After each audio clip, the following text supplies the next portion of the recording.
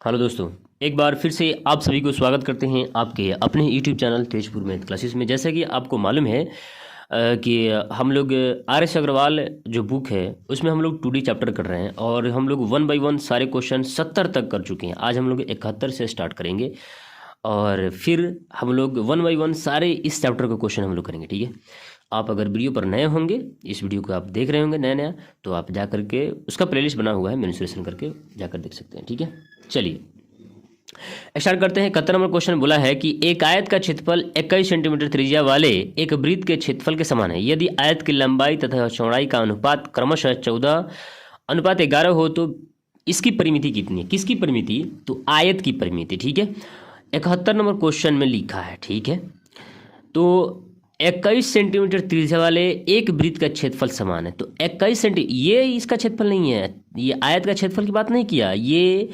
21 centimetre त्रिज्या वाले यानी आपको निकालना है वृत्त का क्षेत्रफल।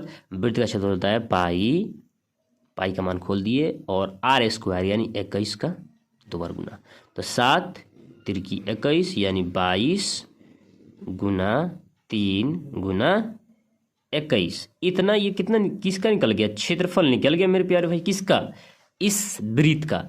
और खुद बोला है क्वेश्चन में कि एक आयत का क्षेत्रफल और वृत्त के क्षेत्रफल समान है, वृत्त के क्षेत्रफल के समान है। तो क्या हम इसका जो क्षेत्रफल आया है वृत्त का, तो क्या हम आयत के क्षेत्रफल के बराबर कर दें?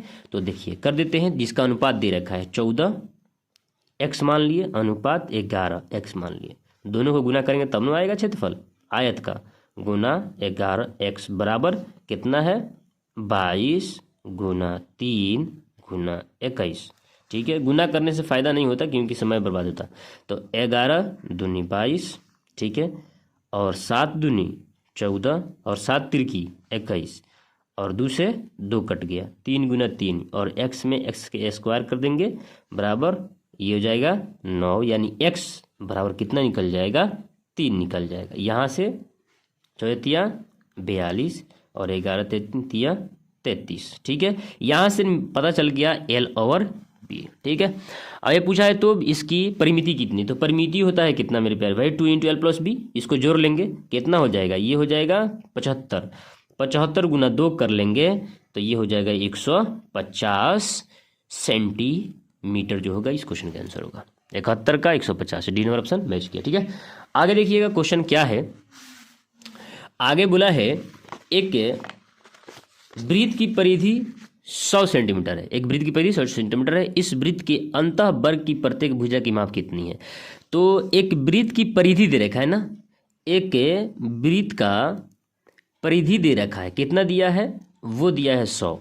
तो वृत्त का परिधि होता है 2 पाई, है ना, आर बराबर कितना दे रखा है? 100 दिया है 100।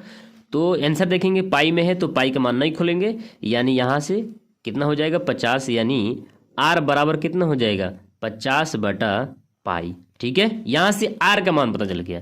इस वृत्त के अंतः वर्ग की प्रत्येक भुजा, इसके अंदर क्या है? एक वर्ग बनाया है। क्या बनाया है? एक वर्ग बनाया है इसके अंदर। उसका आपका क्या पूछा है? अंतः वर्ग की प्रत्येक भुजा की माप। इसके अंदर जो वर्ग बनाया है इसका भुजा की मान पूछ लिया है। तो जब यहाँ से यहाँ तक आर पता चल गया तो एक आर यहाँ से भी हो गया, यानी 2r कर देंगे तो क्या वर्ग का विकर्ण पता चल जाएगा?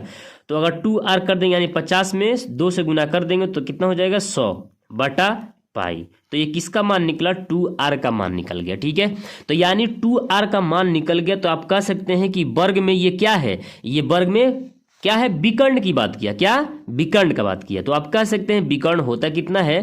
तो √2a होता है। ठीक है, जिसका मान कितना है? 100/पाई। ठीक है, यहाँ से a का मान निकालेंगे। क्वेश्चन में a ही पूछा है। ठीक है, यहाँ से a का मान निकाल देंगे तो 100 ये हो जाएगा पाई √2। जब √2 आ गया तो यहाँ से हम गुना कर सकते हैं ऊपर नीचे √2 से। जब √2 से गुना करेंगे तो ये दोनों गुना होगा, तो यानी √2 में गुना करेंगे तो ये हो जाएगा 2। 2 से हम काट सकते हैं किसको? 100 को 50 मरतबे, यानी 50√2/पाई। ये फाइनल आंसर होगा। ठीक है, आगे देखिएगा आगे क्या है। 73 नंबर क्वेश्चन बोला है कि यदि किसी अर्धवृत्त का परिमाप 36 सेंटीमीटर, यदि किसी अर्धवृत्त का परिमाप, अर्धवृत्त मतलब आधा, है ना, यानी आप उसको चाप का 2 चाप एक में मिला देंगे तो अर्धवृत्त का बात किया। 36 सेंटीमीटर हो तो इसका क्षेत्रफल कितना है? बहुत आसान है, ये कई बार सेट में इसको मतलब देखा भी गया है, कई बार इसको हम बताए भी हैं। देखिए कैसे होता है, ये बोला है अर्धवृत्त, क्या बोला है? अर्धवृत्त। अर्धवृत्त यही ना अर्धवृत्त है ना, तो अर्धवृत्त इसका भी कहीं ना कहीं सेंटर होगा, ये दोनों त्रिज्या मान लिए, है ना। तो ये जो है, अब इसका हम क्या बता सकते हैं, परिधि जो 36 है तो ये यहाँ से यहाँ तक यानी 2r और यहाँ से यहाँ तक परिधि, यानी सबको जोड़ेंगे तब ना परिधि 36 आएगा। तो इसको आप जोड़िएगा तो कितना आएगा? 2r। और इसको जोड़ने के लिए कैसे करेंगे, पूरा वृत्त का परिधि कितना होता है? 2πr होता है। इसमें 2 से भाग कर देंगे तो आधा, 2 से भाग करेंगे तो पाई बच गया, पाई आर बच गया। तो इसका मान कितना है? पाई आर। कितना है? पाई आर। और दोनों को जोड़ देंगे तो कितना आ जाएगा? परिमाप आ जाएगा 36। बात ध्यान में आपको, समझ में आया आपको? देखिए अब यहाँ से अब क्या करेंगे, आर का मान निकाल लेंगे। तो ये हो जाएगा पाई प्लस में 2 बराबर में कितना हो जाएगा? 36। यानी आर बराबर 22/7 प्लस 2 और ये कितना? 36। यहाँ से गुना करेंगे, 7 दूनी 14 और 22 को जोड़ देंगे तो कितना आ जाएगा? आर गुना 36/7 बराबर 36। ये कट जाएगा, यानी आर बराबर कितना आ गया? आर बराबर आ गया 7। और आप जब आर बराबर 7 आ गया तो क्या बोला है? ये बोला है क्षेत्रफल निकालने के लिए, विद्युत का क्षेत्रफल। तो पाई आर स्क्वायर, इस पर हम लोग मान रखेंगे तो ये 22/7 और गुना 7 गुना 7, 7 से 7 कट गया, 7 दूनी 14, 7 दूनी 14, 1 15, 154 वर्ग सेंटीमीटर। ठीक है, 73 नंबर का इनवर ऑप्शन मैच किया। ठीक है, आगे देखिए, आगे क्या बोला है? 74 नंबर क्वेश्चन बोला है कि एक वर्ग के अंतःवृत्त तथा बाह्य वृत्त के क्षेत्रफलों में क्या अनुपात है? बहुत आसान क्वेश्चन है। देखिए एक वर्ग है, क्या है? एक वर्ग है तथा एक अंतः वर्ग के अंतः, ठीक है, एक वर्ग है, एक वर्ग के अंदर वृत्त है और एक बाहर वृत्त है। ठीक है, इसका क्षेत्रफल निकालना है। ध्यान देंगे मेरे प्यारे भाई, ध्यान देंगे। थोड़ी सी ड्रॉ कर लेते हैं इसको, फिगर को। हो गया, और यहाँ से यूं आया और यहाँ से यूं, ऐसे और ऐसे। ठीक है, एक अंतःवृत्त है और एक बाह्य वृत्त है। तो अंतःवृत्त मेरे प्यारे भाई यहाँ से यहाँ तक इसका त्रिज्या मान सकते हैं। तो क्या यहाँ से यहाँ तक इसका त्रिज्या नहीं होगा? होगा। यानी अगर इस वर्ग की बात करें, इस वर्ग के अंदर की बात करें, अगर वर्ग की भुजा ए है तो क्या ये आर और ये आर 2r नहीं हो जाएगा? यानी कहने का मतलब अगर यहाँ से यहाँ ए लंबाई है तो यहाँ इसको हम बोल सकते हैं ए, यहाँ से यहाँ तक ए, तो यहाँ से यहाँ तक भी ए, यहाँ से यहाँ तक भी ए। तो यानी यहाँ से यहाँ तक 2r को हम क्या बोल सकते हैं? 2r को ए बोल सकते हैं, एकदम बोल सकते हैं। ठीक है, तो मेरे प्यारे भाई आपको मालूम है यहाँ से हम इसका त्रिज्या निकाल सकते हैं। किसका त्रिज्या निकाल सकते हैं? अंतःवृत्त का त्रिज्या, यानी r बराबर a/2। और इसका क्षेत्रफल निकाल सकते हैं। जब त्रिज्या का r पता चल गया तो क्षेत्रफल निकाल सकते हैं। क्षेत्रफल होता है पाई आर स्क्वायर, यानी होगा ये होगा पाई a का स्क्वायर और 2 दूनी 4, यानी पाई आर स्क्वायर का मान कितना आ गया? यानी क्षेत्रफल कितना आ गया? पाई a स्क्वायर बटा 4 आ गया। ये छोटे वाला का है, यानी अंतः का है, अंतः वृत्त का है। ठीक है, क्षेत्रफल है, ध्यान देंगे। अब हम लोग परिवृत्त का यानी बाहर वाले की बात करेंगे। तो बाहर वाले की बात करेंगे मेरे प्यारे भाई, यहाँ से यहाँ तक अगर हम मिलाएं तो बाहर वाले की आर होगा, बड़ा आर ले लेते हैं, और यहाँ से यहाँ तक मिला दें तो ये इस वर्ग में क्या विकर्ण दिखा रहा है क्या? तो यानी ये भी आर, तो यानी 2r बराबर आप कह सकते हैं बड़े जो ये वर्ग है इसका क्या है? विकर्ण है, सॉरी इसका परिमाप है। ठीक है, तो आप कह सकते हैं √2a बराबर हो गया बड़ा √r का, सॉरी 2r, बड़ा आर। ठीक है, यानी यहाँ से बड़ा आर भी निकाल सकते हैं मेरे प्यारे भाई, यानी 2r बराबर √2a, और यहाँ से r का मान निकाल देंगे तो ये हो जाएगा √2a/2। ठीक है, अब यहाँ से मेरे प्यारे भाई इसका क्षेत्रफल भी निकाल सकते हैं, पाई आर स्क्वायर का मान निकाल सकते हैं।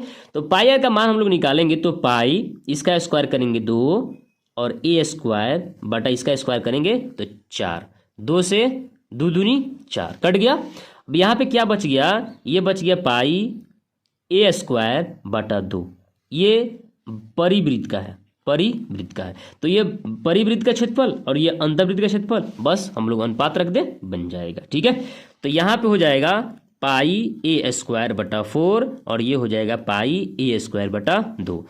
ये कट गया पाई ए स्क्वायर, ठीक है, और ये 2 दूनी 4, यानी ये हो जाएगा 1:2। फाइनली आंसर 1:2 होगा। आशा करते हैं कि आपको पसंद आ भी रहा होगा। देखिएंगे नेक्स्ट क्वेश्चन। अगला क्वेश्चन बोला है, मेरे प्यारे भाई ध्यान देंगे, दो भिन्न वृत्तों की दो चाप लंबाई में बराबर है। दो भिन्न वृत्तों की दो चाप लंबाई में बराबर है। यदि चाप पे वृत्तों के केंद्रों पर क्रमशः इतना तथा इतना यानी 60 डिग्री या 75 डिग्री के कोण बनाए तो वृत्तों की त्रिज्याओं का अनुपात क्या होगा, ये बताना है। तो ये भी बहुत आसान है, ध्यान देंगे। देखिए कैसे इस क्वेश्चन को हम लोग बना सकते हैं। हम लोग कैसे बना सकते हैं, ध्यान देंगे। आपको मालूम है कि अगर एक चाप की अगर हम लोग लंबाई देखें, एक चाप की लंबाई देखें तो जितना थीटा होता है मेरे प्यारे भाई, ये जो थीटा है ये कितना मान दे रखा है इसका, इस थीटा का मान दे रखा है 60 डिग्री और दूसरे थीटा का मान दे रखा है 75 डिग्री। ठीक है, तो इसका जो क्षेत्रफल होता है वो होता है मेरे प्यारे भाई पाई 2 पाई आर थीटा बटा 360 डिग्री। ठीक है, जिसमें हमको थीटा का मान दे रखा है तो हम लोग इस पर मान रखेंगे और इस पे हम लोग अनुपात निकाल देंगे। ठीक है, तो 2 पाई आर, ठीक है, और थीटा का मान एक बार 60 डिग्री दिया है बटा में 360 डिग्री अनुपात 2 पाई, फिर वही 2 पाई आर और इसका थीटा का मान दिया है 75 बटा 360 डिग्री। ठीक है, यह अनुपात में है तो ये 360 ये 360 कट जाएगा और 2 पाई और 2 पाई यहाँ से कट जाए। आर का मान पूछा है मेरे प्यारे भाई, आर का मान R1 और R2। ठीक है, आर का मान पूछा है तो हम लोग अब क्या करेंगे, इसको काट लेंगे। 15 चौकी 60, 15 पचे 75, यानी R1 का मान कितना आएगा 4 और R2 का मान कितना आ जाएगा, R2 का मान आ जाएगा 5। ठीक है, यहाँ से R1 और R2 बराबर हो जाएगा 5/4 यानी 5:4। ठीक है, आशा करते हैं कि आज के वीडियो आपको हेल्पफुल लगा होगा और अच्छा से समझ में आया होगा। मिलते हैं फिर अगले वीडियो में, जब तक के लिए जय हिंद।